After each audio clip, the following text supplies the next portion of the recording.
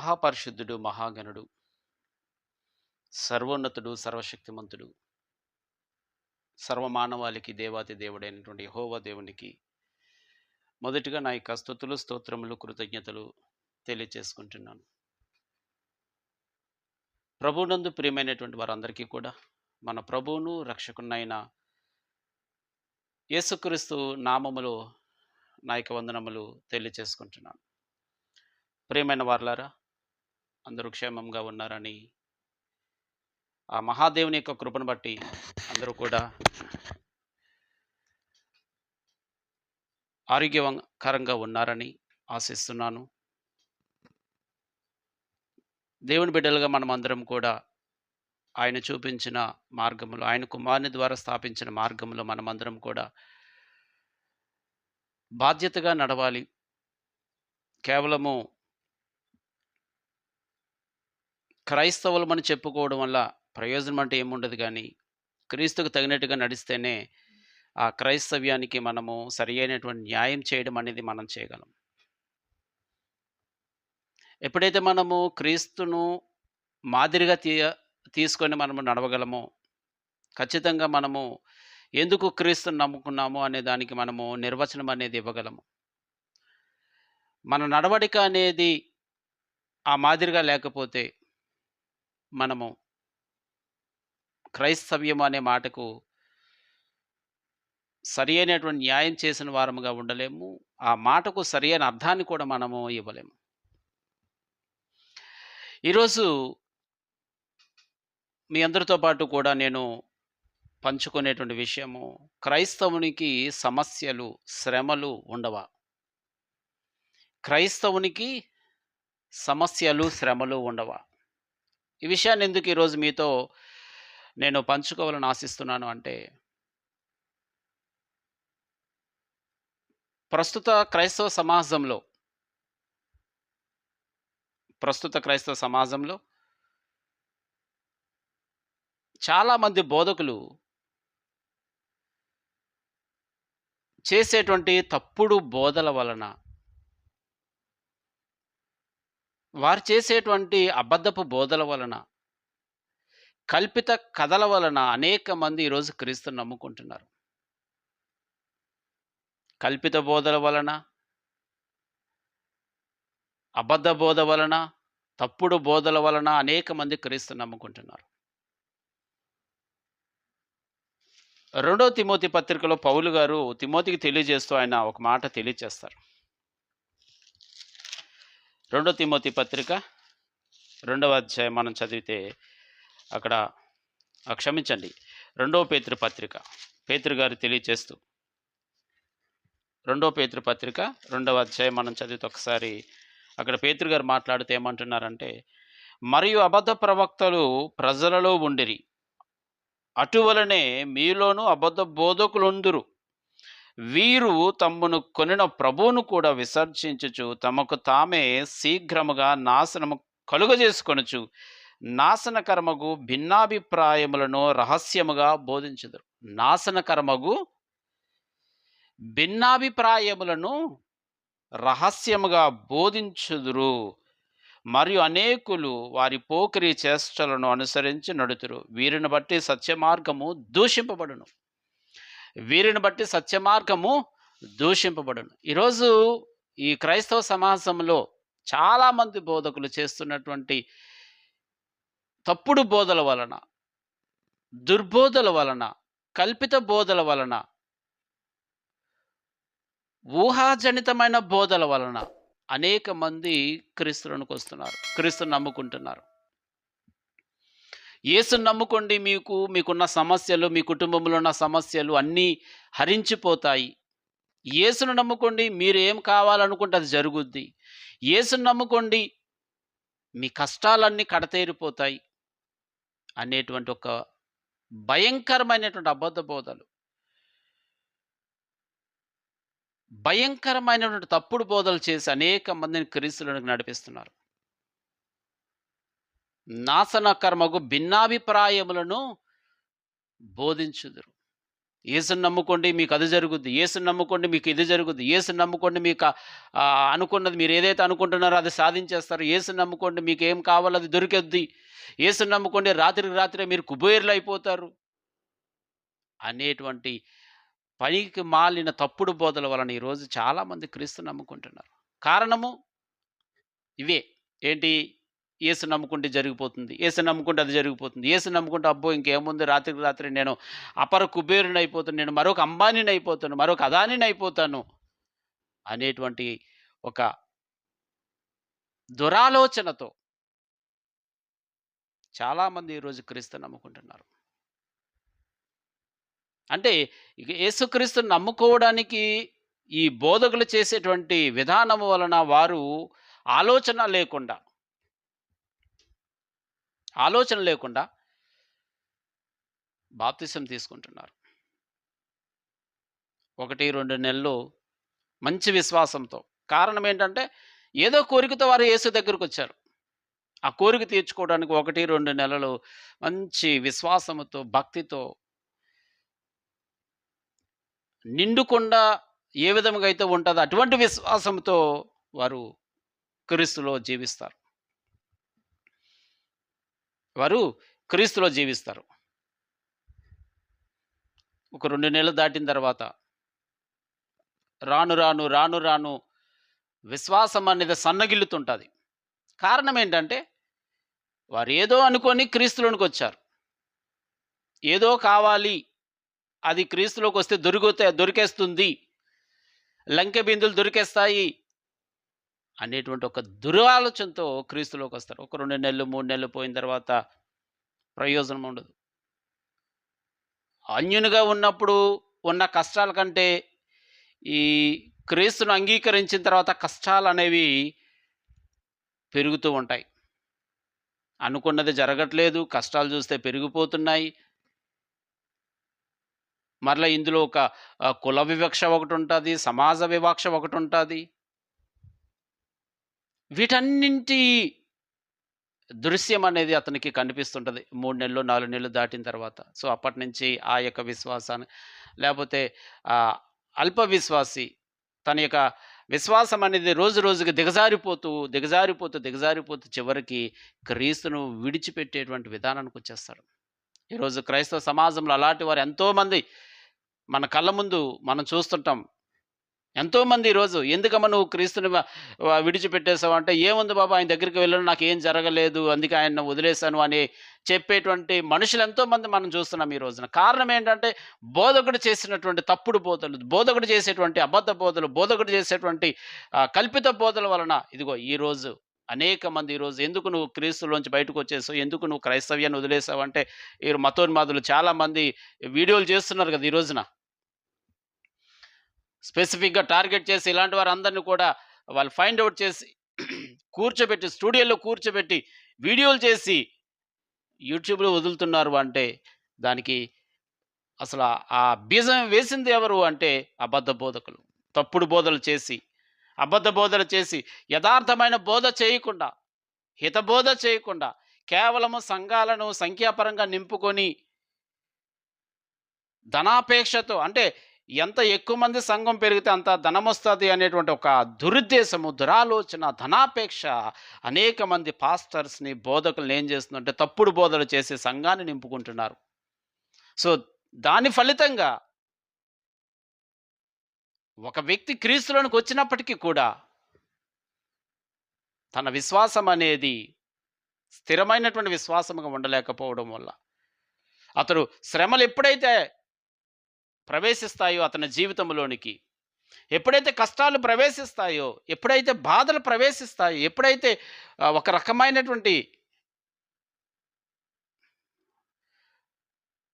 అసహనం అనేది ఎప్పుడైతే ప్రవేశిస్తాదో వెంటనే అతడు క్రీస్తుని విడిచిపెట్టి మరలా తన పురాతన మార్గంలోనికి వెళ్ళిపోవడం అనేది జరుగుతుంది. అంటే బోధకుడు చేసేటువంటి బోధనా విధానం అనేది ఎప్పుడైతే అక్రమమైన మార్గంలో ఉంటాదో అతడు అక్రమమైన మార్గంలోనే వస్తాడు తప్ప కానీ సక్రమమైన మార్గంలోకి రాడు కదా. అంటే నువ్వు క్రీస్తును ప్రకటిస్తున్నావు, క్రీస్తును బోధిస్తున్నావు అంటే ఏ విధంగా బోధించాలి, ఎట్లా బోధించాలి, అసలు క్రీస్తును బోధించేటువంటి విధానం అనేది బైబిల్లో ఏ రకంగా ఉంది, అనేది ఈరోజు బోధకుడు ఆలోచన చేయకపోవడం వల్ల, అనేది ఈరోజు బోధకుడు కనీసము జ్ఞానం అనేది లేకుండా తప్పుడు బోధలు చేసి అనేక మందిని ఈ రోజున క్రీస్తులోకి నడిపిస్తున్నారు. కొన్ని రోజులు, కొన్ని నెలలు పోయిన తర్వాత వారంతా మరలా పురాతన మార్గంలోనికి వెళ్ళిపోతున్నారు. సో, అంటే బోధకుడు చేసేటువంటి బోధ వలన ఎంత భయంకరమైనటువంటి పరిస్థితి ఈరోజు క్రైస్తవ్యం అనేది ఎదుర్కొంటుంది. ఒక విశ్వాసం అంటే ఎట్లాగుండాలి? ఆ విశ్వాసం అనేది ఏ విధంగా బలపడాలి? ఆ విశ్వాసం అనేది ఏ విధంగా స్థిరంగా ఉండాలి అనేది బోధకుడికి తెలియకపోవడం వల్ల కేవలం అబద్ధాలు చెప్పి, ఇది ఎందుకంటే నా కళ్ళతో నేనే చూశాను. నా గ్రామంలోనే జరిగింది. అంటే మనిషికి ఆశ చూపించడం. అమ్మ మీరు 7 వారాలు దేవుని దగ్గరికి రండి. ఇదిగో మీకు పిల్లలు కలగట్లేదా? 7 వారాలు దేవుని దగ్గరికి రండి మీకు పిల్లలు కలుగుతారు అని నా గ్రామంలోనే జరిగింది. ఇదిగో నువ్వు దేవుని దగ్గరికి రా నీవి పెళ్ళైపోతుంది. నా గ్రామంలోనే జరిగింది. అంటే మనిషి యొక్క బలహీనతను క్యాష్ చేసుకోవడానికి ఈరోజు అనేక మంది అబద్ధ బోధకులు ఏం చేస్తున్నారు అంటే క్రీస్తుని అడ్డం పెట్టుకుంటున్నారు. అంటే ఈ లోకపరమైనటువంటి కోరికల కొరకు, ఈ లోకపరమైనటువంటి ఆశల కొరకు, ఈ లోకపరమైనటువంటి భోగేచ్ఛల కొరకు క్రీస్తును ప్రకటిస్తున్నారు ఈరోజు అనేక మంది బోధకులు. అన్ని సంఘాలలో కూడా ఉన్నారు. క్రీస్తు సంఘంలో కూడా ఉన్నారు అటువంటి వారు. క్రీస్తు సంఘంలో కూడా ఉన్నారు. క్రీస్తు నమ్ముకుంటే నీకు ఇది జరుగుతుంది అని చెప్పే బోధకులు క్రీస్తు సంఘంలో కూడా ఉన్నారు అంటే ఆలోచన చేయండి. క్రీస్తు సంఘము అంటే సత్యమునకు స్తంభము అని బైబిల్ చెబుతున్నప్పటికీ అటువంటి సత్యమునకు స్తంభమైన సంఘములో ఇలాంటి అబద్ధ బోధకులు సంఘాలను బలపరుచుకోవడానికి, లేకపోతే ఏదో 4 కాసులు సంపాదించుకోవడానికి ఈ రకమైన బోధ చేయడం వల్ల ఈరోజు అనేక మంది మతోన్మాదులు అనేక మందిని టార్గెట్ చేసి ఫైండ్ అవుట్ చేసి అటువంటి వారిని అందరిని కూడా స్టూడియోలో కూర్చోబెట్టి వీడియోలు చేసి వదులుతున్నారు. అంటే హూ ఇస్ ద పర్సన్? ఆ వ్యక్తి ఎవరు? అంటే నువ్వు ప్రారంభంలోనే బోధించే విధానంలోనే నీవు సరైన బోధనా విధానం అనేది నువ్వు అవలంబించకపోవడం వల్ల, నువ్వు చేసే తప్పు వల్ల మరొకరు నాశనం అయిపోతున్నారు. ఒక బోధకుడు ఏ విధంగా క్రీస్తును ప్రకటించాలి అనేది ఈరోజు అనేక మంది బోధకులకు తెలియకపోవడం వల్ల ఏదో కామధేనువు మాదిరిగా ఈరోజు అనేక మంది క్రీస్తును వాడుకుంటున్నారు. ఏదో బంగారు గుడ్డిపెట్టే బాతు కథ మనందరికీ తెలుసు. చిన్నప్పుడు చాలామంది చదువుకొని ఉంటారు. ఒక బంగారు గుడ్డిపెట్టే బాతు. ఒక రైతుకు ఒక బాతు ఉంటుంది. అది రోజు ఒక బంగారపు గుడ్డు పెడుతుంది. సో రోజు దాన్ని నమ్ముకొని జీవనం కొనసాగించేవాడు. ఒకరోజు దురాశ కలిగింది. ఇదేంది రోజు ఇది బంగారు గుడ్డు పెడుతుంది కదా! సో దీన్ని కోసేస్తే దీని కడుపులో ఉన్న గుడ్లన్నీ కూడా అమ్మేసుకుంటే నేను అపర కుబేరుని అయిపోతాను అనుకొని దాన్ని ఏం చేస్తారంటే చంపేస్తాడు. అంటే ఇది ఎందుకు చెబుతున్నానంటే ఈరోజు యేసుక్రీస్తుని ఏం చేస్తున్నారంటే వీళ్ళు ఆ బంగారు బాతు మాదిరిగానే చంపేస్తున్నారు. చంపేసి వారి యొక్క జీవన విధానానికి క్రీస్తును వాడుకుంటున్నారు. పొట్ట పోషించుకోవటానికి. సో దానివలన ఎవరైతే క్రీస్తు నమ్ముకొని క్రీస్తులో జీవిస్తున్నాడో ఒక 2-3 నెలలు పోయిన తర్వాత అతనికి కష్టాలు ఎప్పుడైతే ప్రారంభమయ్యాయో, శోధనలు ఎప్పుడైతే ప్రారంభమయ్యాయో, ఎందుకంటే క్రీస్తు నమ్ముకునేసరికి ఖచ్చితంగా విశ్వాసపరమైనటువంటి శ్రమలొస్తాయి. విశ్వాసపరమైనటువంటి శ్రమలొస్తాయి. ఎప్పుడైతే క్రీస్తును మనము అంగీకరించామో, శరీరపరమైన హింసలు, శ్రమలు, శోధనలు ఎప్పుడూ రావు. ఆర్థికపరమైన హింసలు, శ్రమలు, శోధనలు ఎప్పుడూ రావు. ఈ పాయింట్ మీరు గుర్తుపెట్టుకోండి. క్రీస్తును నమ్ముకున్న ఏ వ్యక్తికైనప్పటికీ కూడా ఆర్థికపరమైన శ్రమలు రావు, శరీరపరమైన శ్రమలు రావు. ఎందుకంటే ఈ ఆర్థికపరమైన శ్రమలు, ఈ శరీరపరమైన శ్రమలు ఎలా వస్తాయంటే మన స్వయంకృత అపరాధం వలన. యాకోబు గారు చెప్తారు కదా మాట,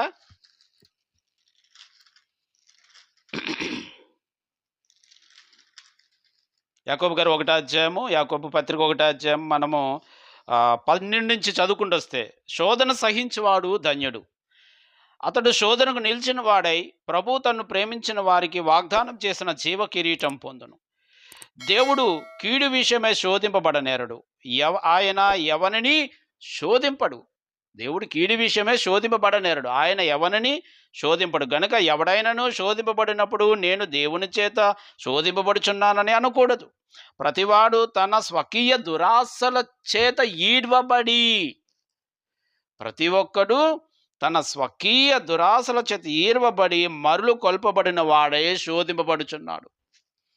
అంటే ఈరోజు ఒక శరీరపరమైనటువంటి శోధనలే, శ్రమలే, లేకపోతే ఒక ఆర్థికపరమైన శోధనలే కానీ, శ్రమలే కానీ వస్తున్నాయంటే అవి కేవలము మన స్వకీయ దురాశల చేత ఏడవబడుట చేత. అంటే దురాశ గర్భము ధరించి పాపమును, మనకెప్పుడైతే దురాశ అనేది మనకు ఏర్పడుతుందో ఆటోమేటిక్‌గా దాని వెనుక శ్రమలు అనేవి కూడా వస్తాయి. సో దాన్నేమంటారంటే, ఇదిగో నేను ఈయనలోకి వచ్చిన తర్వాతే నాకు ఈ శ్రమలన్నీ వచ్చాయి, ఈయనలోకి వచ్చిన తర్వాతే నాకు ఈ కష్టాలన్నీ వచ్చాయి, నాకు ఈయనలోకి వచ్చిన తర్వాతే నాకు అంతా పోయిందని అనుకుంటాం. మనం చేసిన తప్పులు వల్ల మనం నష్టపోతాము. దాన్ని తీసుకొచ్చి మనము క్రీస్తు మీద వేస్తాం. నేను ఆర్థికంగా చాలా నష్టపోయాను.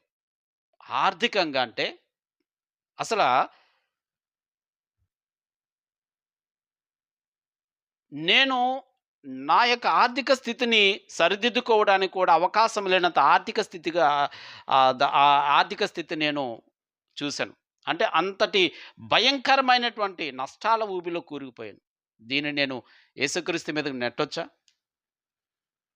నా స్వయంకృత అపరాధం వల్ల ఆర్థిక నష్టం అనేది నాకొచ్చింది.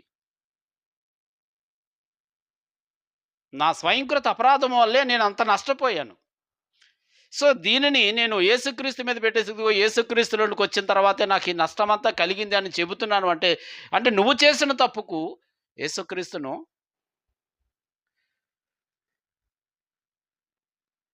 చూపిస్తున్నావు. ఇగో ఈయన వల్లనే నేను నష్టపోయాను అని. ఈరోజు అదే జరుగుతుంది. ఈ అబద్ధ బోధకులు చేసేటువంటి అబద్ధ బోధల వలన, ఈ కల్పిత బోధల వలన, ఈ తప్పుడు బోధల వలన అనేక మంది క్రీస్తుని నమ్ముకుంటారు. వారు ఏ ఉద్దేశంతో క్రీస్తుని నమ్ముకుంటారో ఆ ఉద్దేశము, ఆ యొక్క ఆశ అనేది నెరవేరకపోయేసరికి, వారికి కష్టాలనేవి పెరిగిపోయేసరికి క్రీస్తుని దూషించడము, లేకపోతే క్రీస్తుని విడిచిపెట్టి మరలా కుక్క వాంతికి తిరిగినట్టుగా మరలా తిరగడం అనేది జరుగుతుంది. అంటే ఇక్కడ మనకు అర్థమయ్యేటువంటి విషయం ఏంటంటే, ఒక బోధకుడు యేసుక్రీస్తుని ప్రకటించేటప్పుడు ఏ విధమైన విధానంలో ప్రకటించాలి అనేది ప్రతి బోధకుడు కూడా తెలుసుకోవాలి. ఈరోజు ఒక మనిషికి శ్రమలు వస్తున్నాయంటే అవి సహజంగానే మానవునికి శ్రమలు వస్తాయి అనే విషయాన్ని ప్రతి మానవుడు కూడా గ్రహించాలి. సహజంగా శ్రమలు అనేవి అందరికీ వస్తాయి. నువ్వు క్రీస్తులో ఉన్నా, క్రీస్తులో లేకపోయినా శ్రమలు అనేవి నీకు కామన్. అబ్బే నేను క్రీస్తులో లేకపోతే నాకు ఈ శ్రమలు రావు అనుకోవడానికి చెప్పగలవా? మరి ఈరోజు ఎంతోమంది నిరుపేదలున్నారు. చాలామంది క్రీస్తు నమ్ముకోలేనటువంటి వారు, పూటకు గడవని ప్రజలున్నారు. అంటే సమస్యలు, శోధనలు, వేదనలు, కష్టాలు, బాధలు అనేవి మానవునికి సహజము. ఇందులో క్రీస్తు అనే ఆయనకు ఎలాంటి సంబంధం ఉండదు. దేవుడు అనే ఆయనకి ఎలాంటి సంబంధం ఉండదు. ఇదిగో నాకు ఈయన వల్ల ఈ కష్టాలు వచ్చాయని చెప్పడానికి సరిపోవు. నాకు ఈయన వల్లనే నాకు ఈ శరీర బలహీనతలు వచ్చాయని చెప్పడానికి సరిపోవు. అవి మన యొక్క స్వయంకృత అపరాధం వలన కొన్ని శరీర రోగాలు అనేవి వారసత్వం నుండి వస్తుంటాయి. కొన్ని శరీర రోగాలు అనేవి వాతావరణాన్ని బట్టి వస్తుంటాయి. కొన్ని శరీరం అనే రోగాలు అనేవి మనం తినే తిండి వలన వస్తాయి. ప్రతిదానికి కూడా మనము ఈ యొక్క సృష్టిలోనే ఉంది. ఈ శరీరానికి నష్టం జరుగుతుంది అంటే, లేదు మన ఆర్థిక పరిస్థితి అనేది చిన్నాభిన్నం అయిపోతుంది అంటే, దానికి కారణము మన సమాజంలోనే మనం చేసేటువంటి స్వయంకృత అపరాధాల వలనే మనకు నష్టం కలుగుతుంది అనే విషయం మనకు అర్థం కావాలి. ఇది మనం గ్రహించకుండా మనం ఏం చేస్తామంటే క్రీస్తుని అడ్డం పెడుతున్నాం. క్రీస్తుని అడ్డం పెడుతున్నాం. ఏమని? ఇదిగో నేను ఈ నమ్ముకోవడం వల్ల నాకు ఈ కష్టాలను వచ్చేసాయి. ఎంత దౌర్భాగ్యమైన పరిస్థితి ఈరోజు మనం చూస్తున్నామండి. ఎంత దౌర్భాగ్యమైనటువంటి పరిస్థితిలో మనం ఈరోజు జీవిస్తున్నాం. మనం చేసే తప్పులకు క్రీస్తును, మనం చేసేటువంటి పొరపాట్లకు దేవుణ్ణి అడ్డం పెడుతున్నాము అంటే నిజంగా మనకు మించినటువంటి విశ్వాసఘాతకుడు మరెవరైనా ఉంటారా?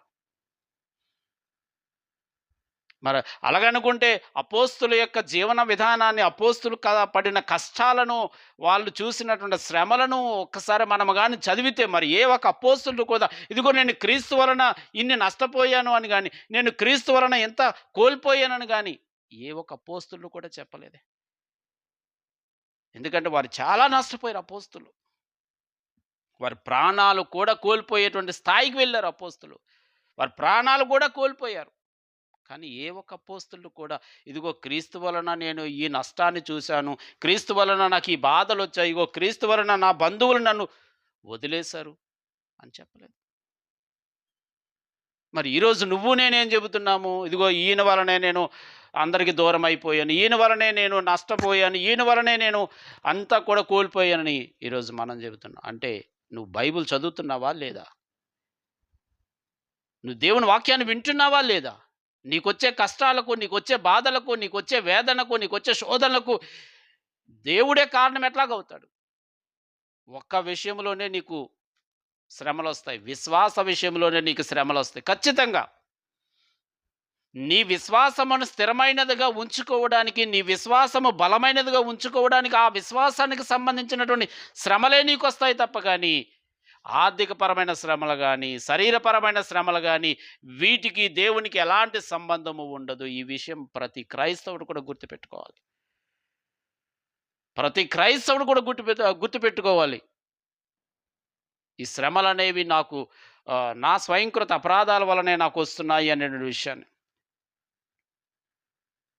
అపోస్తలులు వారు చెప్పిన మాటలు ఈరోజు మరి ఈ క్రైస్తవులు చదువుతున్నారా లేదా అనేది నాకైతే అర్థం కావట్లేదు. అపోస్తలులు ఏం చెప్పారు అనేది ఒకసారి చూద్దాం. యేసుక్రీస్తు అన్నాడు, మత్తయి సువార్త మనం చదివితే 10వ అధ్యాయము.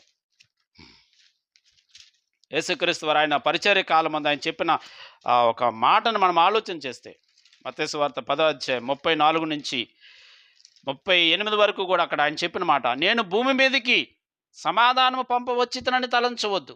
నేను భూమి మీదకి సమాధానం పంపవచ్చితనని తలంచకుడి.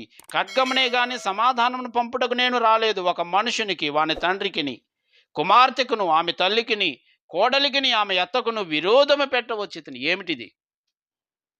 ఆర్థికపరమైన విరోధమా? శరీరపరమైన విరోధమా? ఏ రకమైన విరోధం గురించి ఇక్కడ మనం మాట్లాడాలి?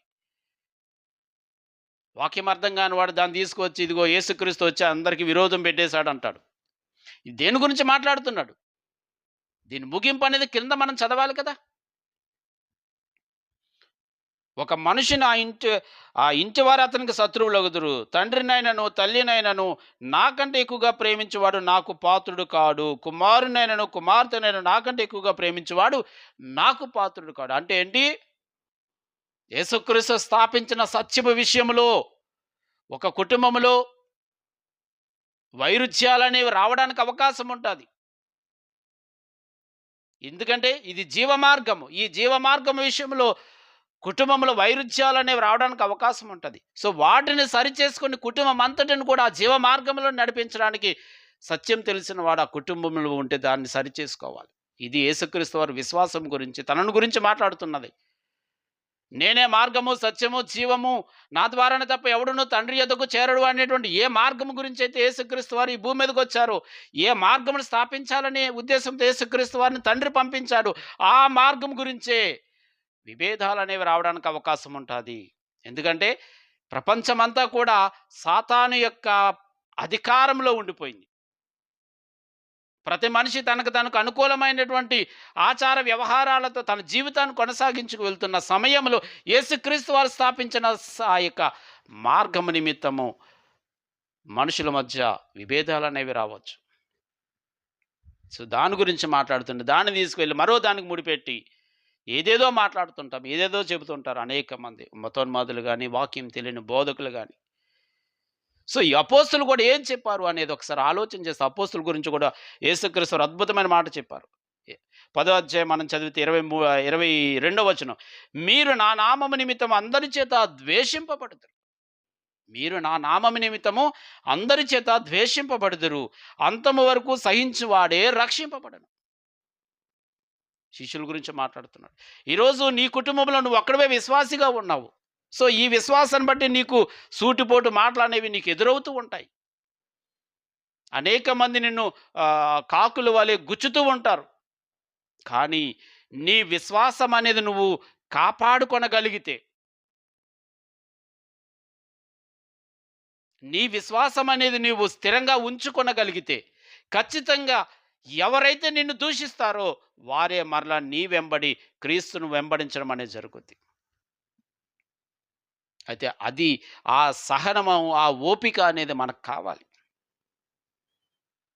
ఆ సహనము, ఓపిక, దీర్ఘశాంతం అనేది ఈ క్రైస్తవునికి ఉండాలి. ఆ కుటుంబంలో ఎవరైతే క్రైస్తవునిగా జీవిస్తున్నాడో.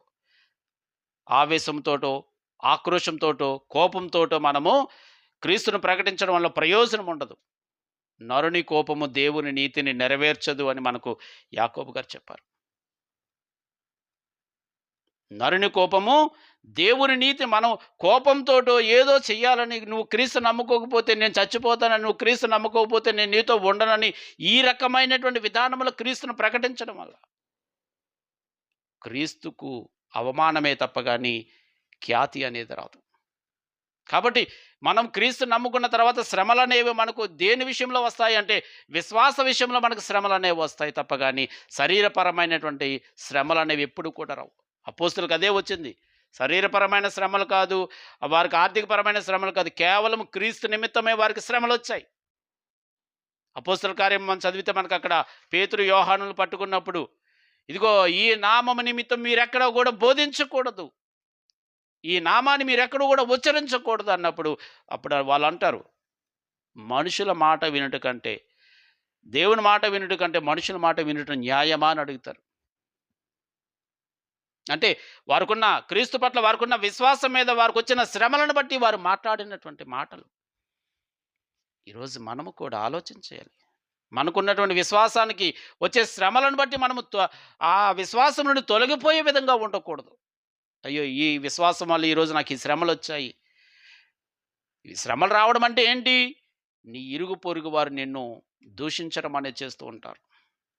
నీ కుటుంబం వారే నిన్ను దూషిస్తూ ఉంటారు. కొన్ని కొన్ని మనకు కనబడుతుంటాయి. కుటుంబం వారే అతన్ని దూషిస్తుంటారు. ఈ మధ్య నాకొక సహోదరుడు వాట్సాప్‌లో కనిపించి, "అన్నా, ఇదిగో నేను క్రీస్తుని నమ్ముకున్నాను. కానీ నా కుటుంబం అంతా కూడా నన్ను ద్వేషిస్తుంది. అయినప్పటికీ కూడా నేను నా విశ్వాసాన్ని కోల్పోలేదు అన్నా" అని నాకు చెప్పాడు. అంటే కుటుంబం నుంచి కూడా ఎదురుదాడి అనేది వస్తూ ఉంటది. ఎందుకంటే నువ్వు నమ్ముకున్న మార్గం అనేది అలాంటిది కాబట్టి. నువ్వు నమ్ముకున్న మార్గం అనేది యథార్థమైనది కాబట్టి, ఆ యథార్థమైన మార్గాన్ని చెరపడానికి సాతాను అనేక ప్రయోగాలను చేస్తుంటాడు. ఆ విశ్వాసం నుంచి నిన్ను తొలగించడానికి. ఎప్పుడైతే నీ విశ్వాసం స్థిరమైనదిగా ఉంటదో, ఎప్పుడైతే నీ విశ్వాసం బలమైనదిగా ఉంటదో, ఎప్పుడైతే నీ విశ్వాసము స్థిరత్వం కలిగి ఉంటాదో, ఎన్ని శ్రమలు నిన్ను చుట్టుముట్టినా ఆ విశ్వాసం నుంచి నువ్వు తొలగిపోవు. అపోస్తలులు అదే మాట అంటారు కదా! అపోస్తల కార్యంలో 5వ అధ్యాయం మనం చదివితే పేతురు గారు మాట్లాడుతూ ఏం చెప్పారంటే, ఆయన 5వ అధ్యాయం 41వ వచనం మనం చదివితే, "ఈ నామము కొరకు అవమానం పొందుటకు పాత్రులమని ఎంచబడినందున వారు సంతోషించుచు మహాసభ యొద్ద నుండి వెళ్ళిపోయి." ఈ నామము నిమిత్తము అవమానం పొందుటకు పాత్రులం అంటే యేసుక్రీస్తు నిమిత్తం అవమానం పొందడానికి కూడా మేము సిద్ధముగా ఉన్నాము. యేసుక్రీస్తు నిమిత్తము మేము శ్రమ పడడానికి సిద్ధముగా ఉన్నాము. అంటే మా విశ్వాసం నిమిత్తము, మా విశ్వాసాన్ని కాపాడుకోవడానికి, మా విశ్వాసాన్ని బలపరుచుకోవడానికి మేము సిద్ధముగా ఉన్నాము. ఎన్ని శ్రమలొచ్చినా సరే మా విశ్వాసాన్ని మేము వదులుకోము అన్నట్టుగా ఇక్కడ పేతురు, యోహానులు మాట్లాడడం అనేది చూస్తే, అంటే ఆ రకమైన విశ్వాసం ఈరోజు మనకుండాలి. ఈ విశ్వాసం నిమిత్తము ఎలాంటి శ్రమలొచ్చినప్పటికీ కూడా వాటిని ఎదిరించి మనము నిలబడగలిగితే మన విశ్వాసం అనేది స్థిరంగా ఉంటది. అందుకంటాడు ఆ హెబ్రీ పత్రికలో, అంతం వరకు విశ్వాసం గలవాడే రక్షింపబడును అనేటువంటి మాట మనకు హెబ్రీ పత్రిక 3వ అధ్యాయంలో కనపడుతుంది. అంతం వరకు విశ్వాసం గలవాడే రక్షింపబడును. సో, కాబట్టి మనము ఈరోజు క్రీస్తులోనికి వచ్చిన తర్వాత శ్రమలొచ్చేసాయి అంటే, ఆ శ్రమలు దేని కొరకు? నీ ఆర్థికపరమైన శ్రమలు కాదు, శరీరపరమైన శ్రమలు కాదు, విశ్వాసపరమైన శ్రమలే నిన్ను ఎదిరిస్తుంటాయి. ఎందుకంటే నీ విశ్వాసం నుంచి నిన్ను బయటకు రప్పించడానికి సాతానుకు తెలియని పన్నాగాలు ఉండవు. వాటి తంత్రం ఎలాంటివంటే కొరింథీ పత్రికలో అంటాడు, సాతాను తంత్రములు మనము ఎరిగిన వారం గనుక చాలా జాగ్రత్తగా ఉండాలి అంటాడు కొరింథీల్లో. అంటే ఏ రకంగానైనా సరే నిన్ను ఆ విశ్వాసం నుంచి బయటకు రప్పించడానికి వాడు పన్నే పన్నాగాల్లో మనం కొన్ని సందర్భాల్లో ఆ విశ్వాసం నుంచి బయటకొచ్చేస్తాం. ఈరోజు అదే జరుగుతుంది. చాలామంది వీడియోలు పెడుతూ చూస్తుంటారు. అదొక పెంకు మతం అని, అదొక ఇదని, అదొక అదని, అందులోకి వెళ్ళిన తర్వాత అన్నీ అది తినకూడదు, ఇది తినకూడదు, ఇది చేయకూడదు, అది చేయకూడదు. ఈ రకంగా మాట్లాడుతున్నారు అంటే వారిని ఆ రీతిగా మార్చింది ఎవరు అంటే ఇదిగో అబద్ధ బోధకులు. వారు చేసే అబద్ధ బోధల వలన. ఇదిగో మీరిక్కడికి వెళ్ళకూడదు, ఇది తినకూడదు, అది తినకూడదు, ఇది చేయకూడదు, అది చేయకూడదు అని ఈ రకమైన బోధలు చేయడం వల్ల ఈరోజు అనేక మంది బయటకు వచ్చి అవే హైలైట్ చేస్తున్నారు. సో, కాబట్టి ఈరోజు మనకు శ్రమలొచ్చాయి అంటే ఆ శ్రమలు ఏదో యేసుక్రీస్తు వలన నాకు ఈ ఆర్థికపరమైన శ్రమలొచ్చాయని, యేసుక్రీస్తు వలన నాకు శరీర శ్రమలొచ్చాయని మనము గాని ఒకవేళ అంటున్నాము అంటే అది 100కి 100% కూడా తప్పు.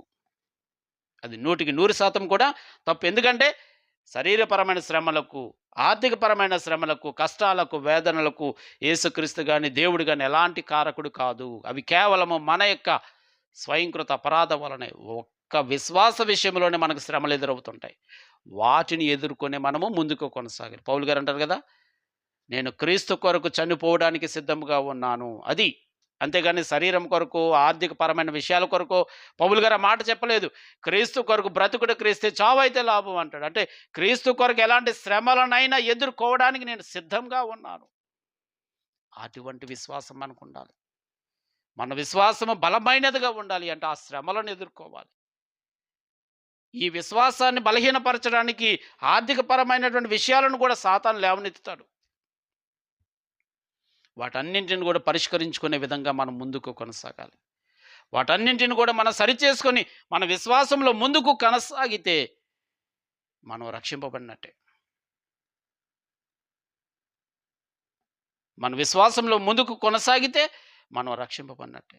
ఎప్పుడైతే మన విశ్వాసాన్ని ఈ మొదటి రోజున ఎలాంటి విశ్వాసంతో అయితే మనం క్రీస్తులోనికి వచ్చామో మరణించే వరకు అదే విశ్వాసంలో కానీ మనం నిలబడగలిగితే రేపు మన ఆత్మ దేవుని యొద్దకు వెళ్ళడానికి మనము అర్హత సంపాదించుకున్న వారం అవుతాము.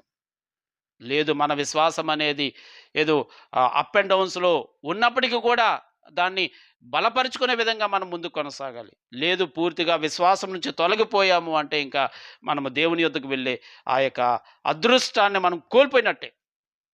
ఈరోజు చాలామంది అదే కేవలం ఏదో నామకే వాస్తుగా ఏదో క్రైస్తవులమని చెప్పుకునే మాదిరిగానే జీవిస్తున్నారు తప్పగానే నిజమైన క్రైస్తవ్యాన్ని అయితే చూపించడంలో చాలామంది ఈరోజు విఫలమైపోతున్నారు.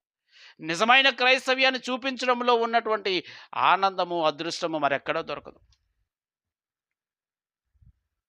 క్రీస్తును వెంబడించడము అంటే, క్రీస్తును అనుసరించడము అంటే అంతటి గొప్ప అద్భుతమైనటువంటిది.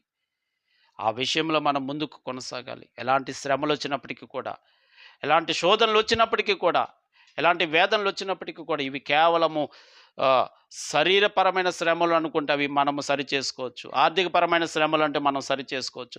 విశ్వాసపరమైన శ్రమలొస్తే మాత్రం చాలా జాగ్రత్తగా ఉండాలి. విశ్వాసాన్ని కాపాడుకునే విధంగా మనము ముందుకు కొనసాగాలి తప్ప గాని, ఆ విశ్వాసం నుంచి మనం తొలగిపోతే, మనం ఏ ఉద్దేశంతో క్రీస్తుని వెంబడిస్తున్నామో ఆ ఉద్దేశాన్ని మనము సాధించలేము. చివరికి మనం దేవునికి దూరం అవ్వడమే జరుగుద్ది. కాబట్టి ప్రియమైనటువంటి వారలారా, దేవుడు నాకు శ్రమలు పెట్టేశాడు, దేవుడు నన్ను కష్టాల్లో నెట్టేశాడు, దేవుడు నన్ను ఇది చేశాడు, దేవుడు నన్ను అది చేశాడు అంటే శరీరపరమైన శ్రమల విషయంలో దేవుడు ఎలాంటి ఈ సంబంధం లేదు అనే విషయం మనం మొదట గుర్తుపెట్టుకోవాలి. ఇవి కేవలము మన యొక్క స్వయంకృత అపరాధం వలనే మనకు అవి సంభవిస్తాయి అనే విషయం మనకు గుర్తుపెట్టుకోవాలి.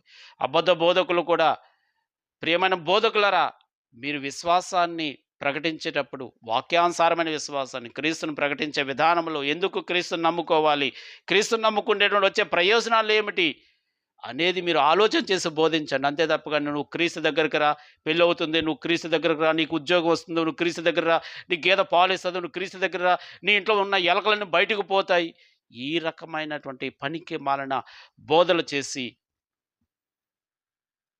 క్రీస్తును అవమానించవద్దు అని మరొకసారి బోధకులైన వారందరికీ కూడా తెలియచేస్తూ ఈ మాటలు ముగిస్తున్నాను. అందరికీ కూడా నా యొక్క వందనములు.